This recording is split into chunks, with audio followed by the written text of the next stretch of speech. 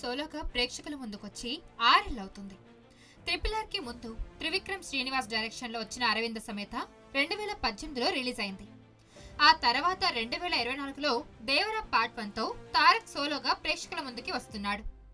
September 27న ఈ cinema grand గా pan India range లో రిలీజ్ అవుతుంది. ఈ సినిమాపై భారీ హైప్ నెలకొని ఉంది.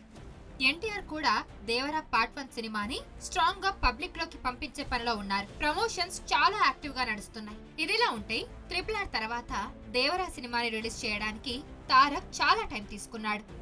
అయితే ఇకపై సినిమాల విషయంలో జూనియర్ ఎన్టీఆర్ ఎక్కువ గ్యాప్ తీసుకోకూడదని అనుకుంటున్నారు. దేవరా తర్వాత ఎన్టీఆర్ లైనప్ లో వార్ 2, డ్రాగన్, దేవరా పార్ట్ 2 సినిమాలు ఉన్నాయి. ఇవన్నీ కూడా పాన్ ఇండియా సినిమాలుగానే రానున్నాయి. అయితే ఈ సినిమాలు ఏడాదికి ఒకటి ఖచ్చితంగా రిలీజ్ అయ్యేలా ఎన్టీఆర్ ప్లానింగ్ చేసుకుంటున్నారట. 6 ఏళ్లుగా సోలో రిలీజ్ లేకపోవడం ఫ్యాన్స్ చాలా అసంతృప్తితో ఉన్నారు. అలాగే ఇండస్ట్రీలో కూడా హీరోల లైనప్ మూవీకి ఎక్కువ గ్యాప్ తీసుకోవడంపై విమర్శలు వస్తున్నాయి. వీటిని దృష్టిలో ఉంచుకొని ఏడాదికి ఒక సినిమా ఖచ్చితంగా రిలీజ్ చేసేలా ఎన్టీఆర్ ప్లాన్ చేసుకుంటున్నట్టు టాక్ వినిపిస్తుంది.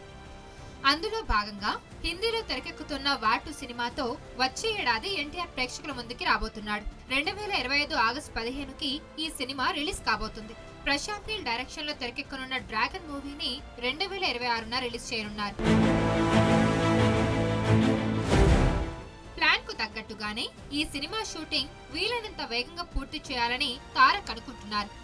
అలాగే వచ్చే ఏడాదిలోనే దేవరా పార్ట్ 2 షూటింగ్ మొదలుపెట్టి వేగంగా కంప్లీట్ చేసి 2027న రిలీజ్ చేయాలని భావిస్తున్నారు. ఆ తర్వాత అవకాశాన్ని బట్టి వెట్రిమారన్తో సినిమాని తీసుకురావాలని ఎన్టీఆర్ ఒక క్యాలెండర్ సిద్ధం చేసుకున్నట్టు ప్రచారం జరుగుతోంది.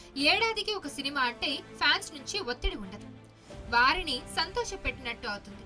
వర్క్ పరంగా కూడా పెద్దగా టెన్షన్ ఉండదు. అలాగే ఇండస్ట్రీలో సినీ కార్మికులకి ఏడాది పొడవునా తన మూవీస్ ద్వారా పని కల్పించినట్టు అవుతుంది. ఇవన్నీ ఆలోచించుకొని ఎన్టీఆర్ నెక్స్ట్ సినిమాల రిలీజ్ ప్లాన్ చేసుకుంటున్నట్టు టాక్ వినిపిస్తుంది.